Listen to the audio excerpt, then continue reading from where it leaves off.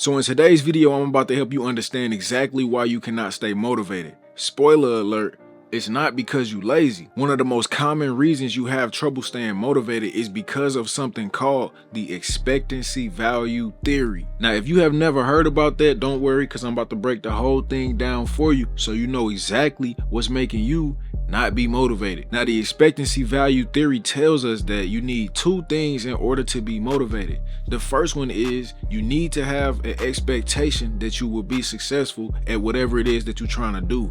And the second thing is the thing that you're trying to do has to be value to you. Now, it's a little more depth and nuance behind that, so bear with me for a second while I break this down for you. Now, the first thing you need to understand is what determines whether or not you expect to be successful or whether you expect to fail.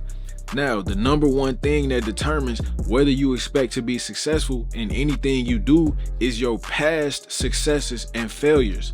So specifically speaking, if you're doing something that you have already done many times before and every time you do it, you always fail, over time you start to condition yourself to believe that you cannot be successful with that specific thing. And so therefore, since you don't believe you will be successful, you are not motivated. Now, on the flip side, if you've been successful a lot of times in the past, obviously you know you can do it, right? So you're more motivated.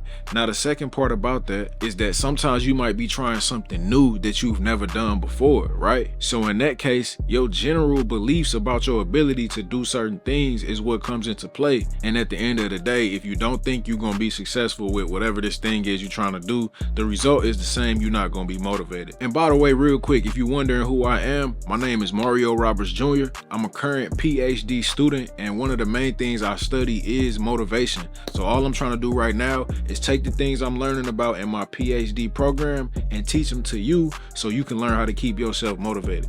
Now, with that being said, the second part of the expectancy value theory is value. Now, in general, there are three different things that can make you think something is valuable.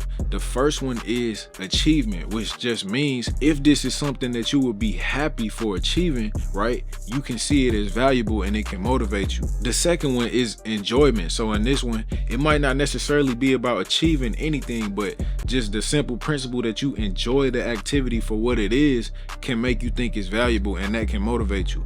And the third one is usefulness, which just means by you doing this activity, you're gonna get something good out of it that'll be useful in your life. So these three things are what makes you think something is valuable. Now, putting this whole thing together, the big piece that you have to understand when it comes to motivation is this. In order for you to be motivated, you have to have both, which means you have to expect that you will be successful in whatever you're doing, and you have to believe it'll be valuable for you. Now, if one of those is missing, in general, you will have low motivation. And if both of them are missing, you're going to have no motivation. So if you find that you have been unmotivated in certain areas of your life, now that you know this theory, you can start to examine your beliefs about, do I believe, this is going to work out in my favor if I do this, or if I be consistent, or whatever the case may be, and do I believe I'm gonna get something valuable out of it? If the answer to both of those questions is no, that can explain why you haven't been motivated.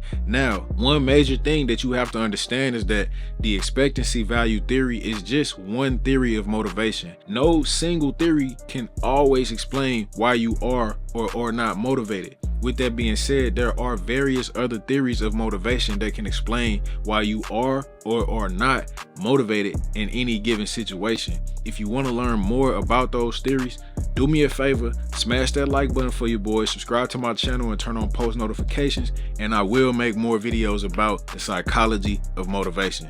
Listen, it's been a pleasure making this video for you. I hope you stay motivated and always believe that you can do anything you put your mind to. I'll holler at you next time. Peace.